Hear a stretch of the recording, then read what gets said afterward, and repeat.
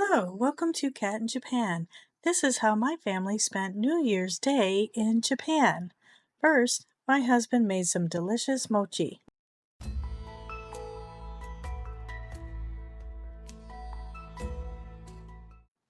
Then I changed the display in the Genkan because now we are the year of the snake. After that, I checked the mailbox for our Nengajo, which are New Year cards everyone receives on January 1st. After that, we go around the house and gather up all the talismans from last year to take to the shrine to burn. Yes, you heard that right. We take it to the shrine to burn. After that, we all load up in the car and head off to the shrine. However, on the way there, we realized we had not given our kids their otoshidama yet. Otoshidama is just money that relatives and parents give to their kids on New Year's Day. Kids in Japan love New Year's because of the money they get. So we stopped by the convenience store and picked up the envelopes for the money. My husband also picked up a couple of bags of gummies for my kids because they love it. And then we put 5,000 yen in each envelope and went out to the parking lot to give it to our kids. They were pretty surprised by it. Watch their faces.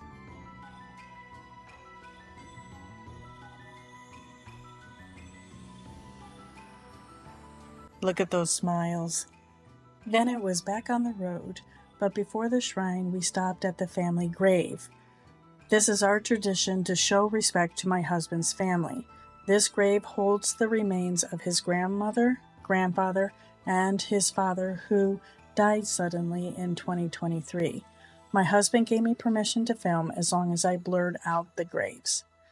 We take turns going up to the grave and praying and showing our respect and giving thanks to the ancestors for looking over us.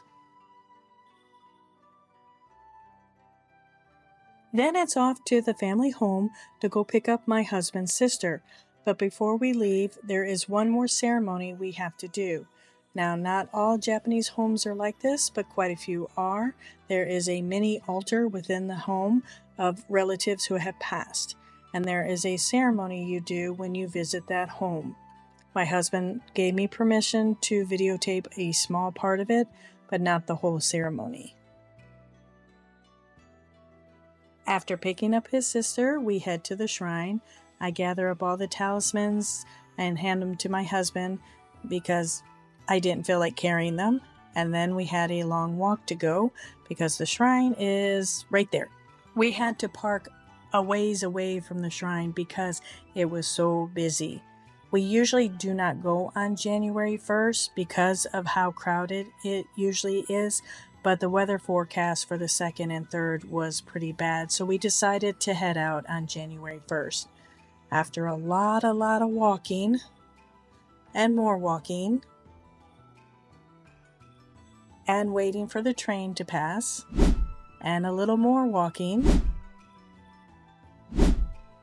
and some more walking, we're almost there. Almost there.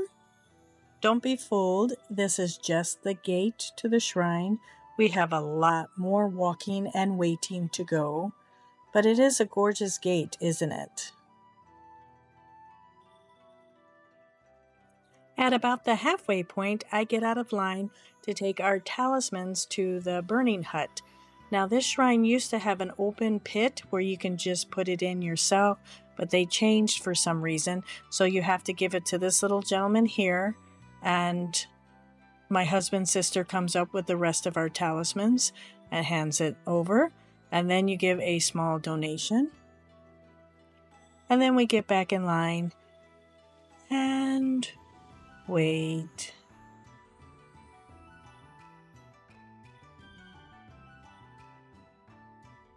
Closer to the shrine, my children and I step out of line to wash our hands. Now, this is an important step. You cannot skip this step. You must wash your hands before entering the shrine. You may also drink the water. As you can see, the lady in the background is drinking from the water. Now, I will warn you, in winter, this water is very cold, but you must do this step. It is very important.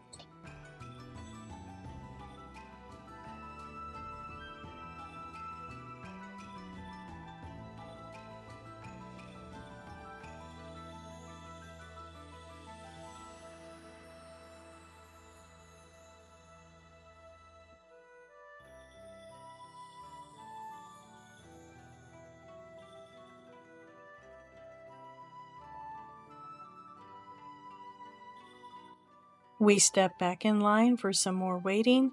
Don't worry, my husband and his sister did step out of line to wash their hands. We're getting closer to the shrine. I would say we have another 15-20 minutes of waiting to go. A little trivia here. If you want to know if you're at a temple or a shrine, look up. You see that rope with the little white squiggly lines? That tells you you are at a shrine. While we're waiting, I guess I can tell you that we were standing at this very spot when the Noto earthquake happened last year. That was really wild. When you reach the shrine, you have to give money as an offering. So my husband is passing out some coins for us. And as you can see, we are almost there. We finally made it. My husband and my youngest go first. You have to bow twice, clap twice, pray, and then bow twice again. Next was my oldest. That was my hand. Don't worry, I did turn off the camera when it was my turn to pray. Next, we need to buy our talismans for 2025. We have to go through this melee of people to try to find there's the entrance. Now, before my father-in-law passed away, he always bought the talismans for us. So it's kind of new to my husband and I. There are so many talismans to choose from.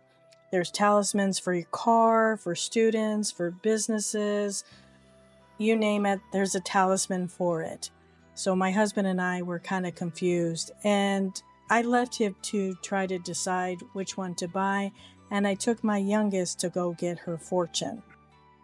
To get your fortune, you just need to pay 100 yen, reach your hand in a box, and pull out a piece of paper.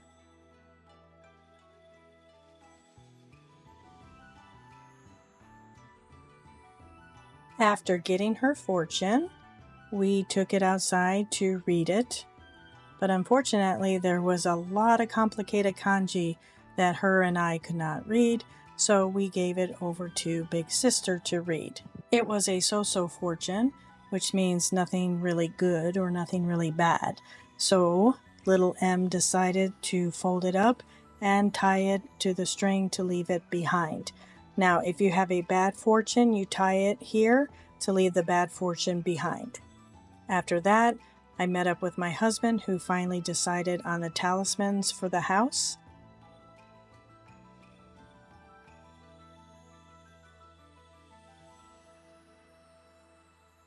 He got talismans for studying, for taking tests, for the high school exam, which my oldest is going to do next week, and another one for study. Oh, I think that one's for the car. Not sure what that one is for. He bought so many. And that one is for the car as well. And we also got this arrow and this little stand display for our Genkan. Our visit to the shrine is complete, and as we are leaving, you can see there are a lot more people waiting to get in, even though it's getting close to the evening.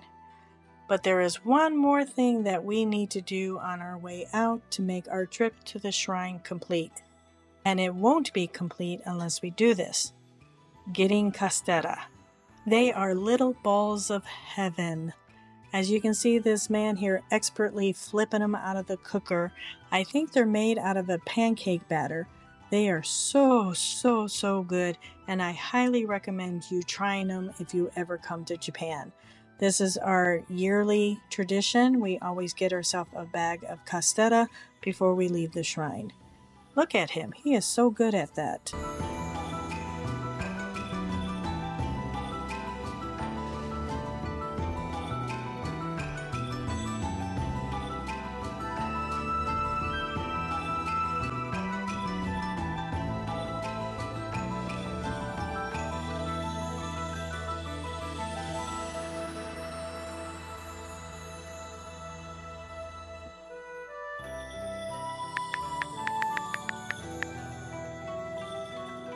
Of course, we immediately open the bag to have one because they are so good when they're hot.